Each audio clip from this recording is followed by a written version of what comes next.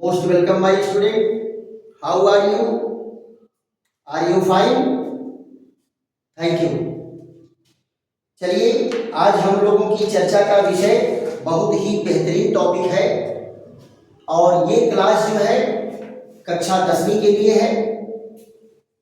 चर्चा का विषय क्या है हम लोगों का? धातुओं की अम्लों व क्षारों से क्रिया। धातुओं की अम्लों और क्षारों से क्रिया। तो सबसे पहले हम लोग किसकी चर्चा करेंगे? धातुओं की अम्ल से क्रिया।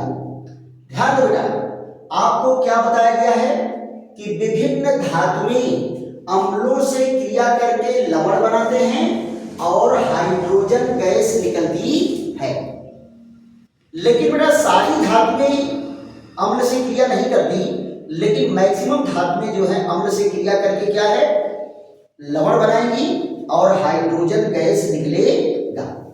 तो इसमें जानते हो बेटा एक छोटा सा प्रयोग है, इस प्रयोग को भी आप लोग समझ लीजिए।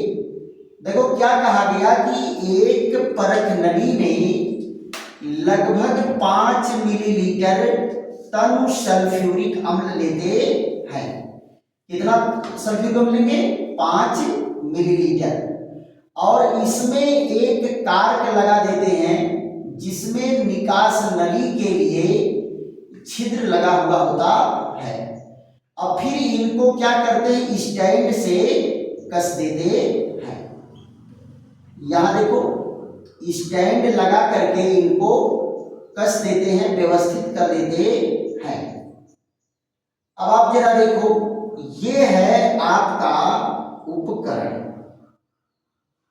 ये उपकरण है और इसमें क्या डाल देते हैं, दानेदार जिंक का चूर्ण।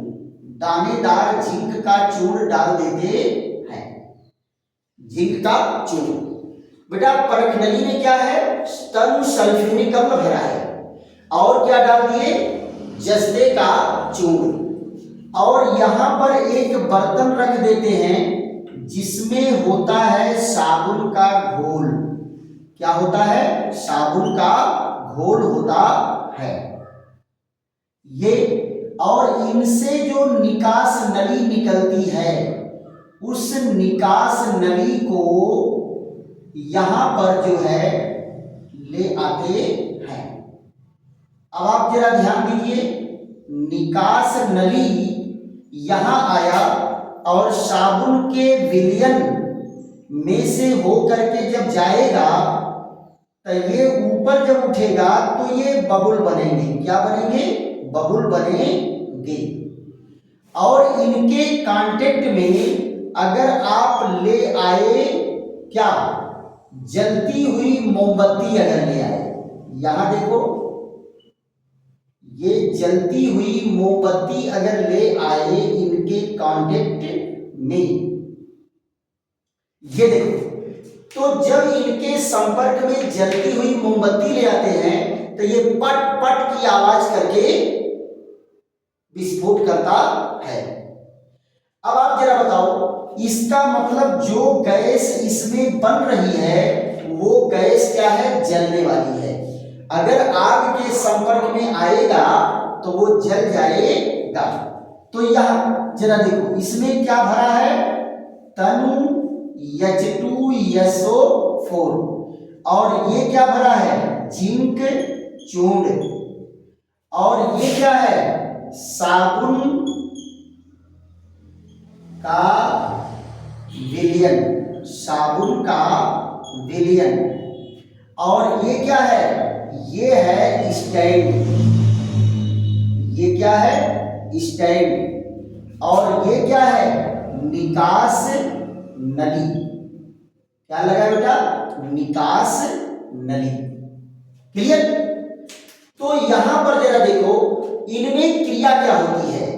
और ये जो एयर बबुल हैं वो इसके साथ निकलते हैं, यहां से छोटे छोटे छोटे छोटे एयर बबुल जो है ऊपर की ओर आते हैं, यहां से निकल करके ऊपर की ओर जाते हैं। तो इनमें क्रिया क्या होती है बेटा, ध्यान दो, ये जिंक है, ये तनु H2SO4 से क्रिया करता है और क्या बनाता है, इसको गर्म नहीं करना बेटा, ये ठंडे में ही देता है। ये क्रिया करके क्या बनाएगा, जिंक सल्फेट लवण, और क्या बनाएगा, हाइड्रोजन गैस। तो यहां ध्यान दो, ये क्या बन के तैयार हुआ, जिंक सल्फेट, है ना, जिंक सल्फेट। और यहां कौन है, ये है जिंक मेटल है और ये तनु सल्फ्यूरिक अम्ल है। क्या है, तनु सल्फ्यूरिक अम्ल, तनु सल्फ्यूरिक अम्ल है। तो यहां देखो क्या किया, जिंक अम्ल से क्रिया करके क्या बनाया, जिंक सल्फेट लवण बनाया और हाइड्रोजन गैस निकलती है। और हाइड्रोजन गैस बेटा कैसी गैस है, ज्वलनशील। ज्वलनशील मतलब क्या है, अगर ये आग के संपर्क में आएगी तो जल जाएगी। तो ये प्रयोग क्या बता रहा है कि धातुएं अम्ल के संपर्क में आकर के लवण बनाती हैं और हाइड्रोजन गैस निकलती है जो ज्वाला के संपर्क में आकर के जलने लगती है। तो क्या केवल सल्फ्यूरिक अम्ल के साथ ही ऐसा होता है, ऐसा नहीं है। बार बार अगर अम्लों को बदलते जा रहे हैं, अम्लों को बदलते जाएंगे तो भी यही अभिक्रिया मिलती है। यानी धातुएं सभी अम्लों से क्रिया करके लवण और हाइड्रोजन गैस बनाएंगे। तो यहां जरा देखो दूसरा क्या है, जिंक की क्रिया अगर HCl से करा रहे हैं, HCl से करा रहे हैं तो क्या बनाएगा, जिंक क्लोराइड और हाइड्रोजन गैस, ये भी क्या बना, लवण।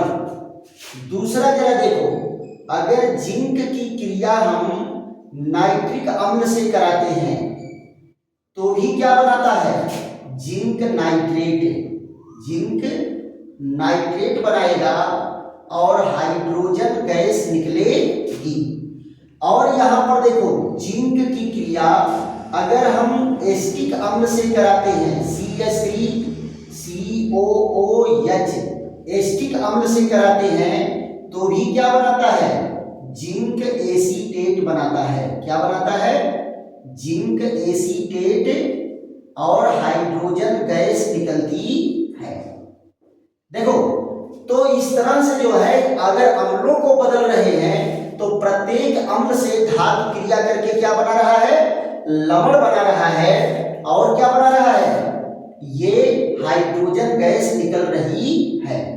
इस लवण का क्या नाम बेटा, इस लवण का नाम है जिंक क्लोराइड और इसका क्या नाम है, जिंक नाइट्रेट और इसका क्या नाम है, जिंक एसीटेट, जिंक एसीटेट, ये बनता है।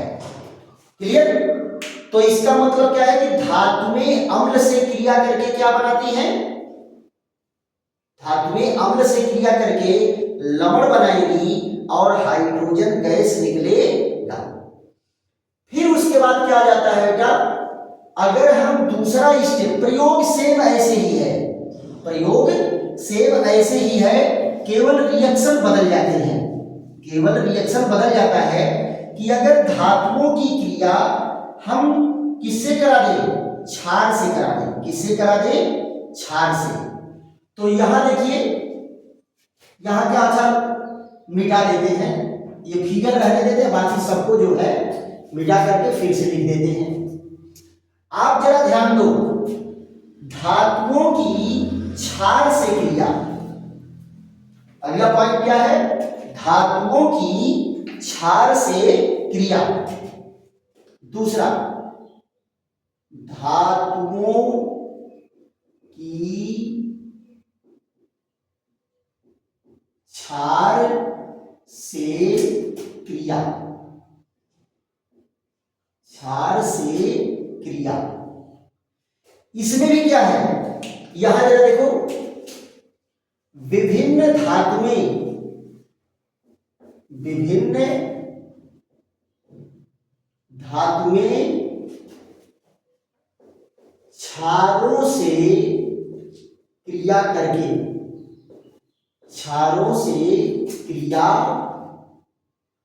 करके लवण